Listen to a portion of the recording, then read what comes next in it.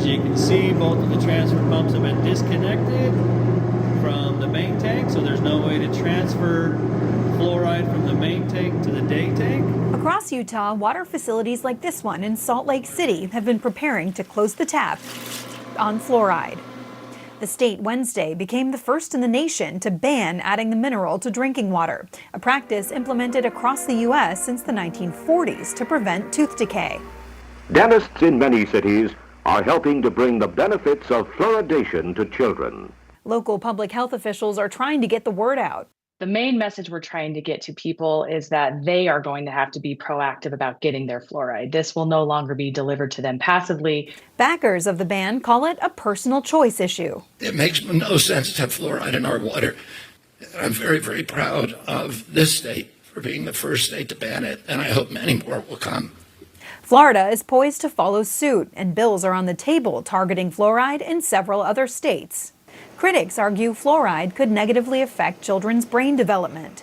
An August 2024 report by the National Toxicology Program found with, quote, moderate confidence that higher levels of fluoride exposure are associated with lower IQ in children. The recommended level in the U.S. is less than half that. The report found there were insufficient data to determine if that level has a negative effect.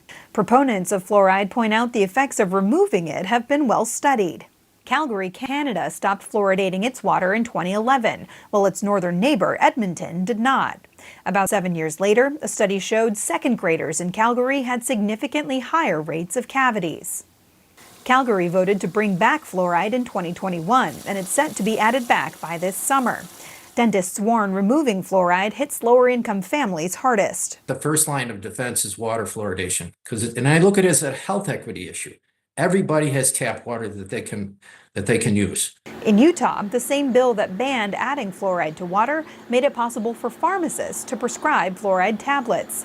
Dentists like Dr. Brendan Dowd warn not everyone will access those as freely as tap water, and that tooth decay can have serious health complications for kids. Cavities can be taken care of with fillings, but sometimes as they get worse, they turn into infections. Sometimes they end up in the hospital. They have to be treated there with IV antibiotics. So it can get very serious very quickly.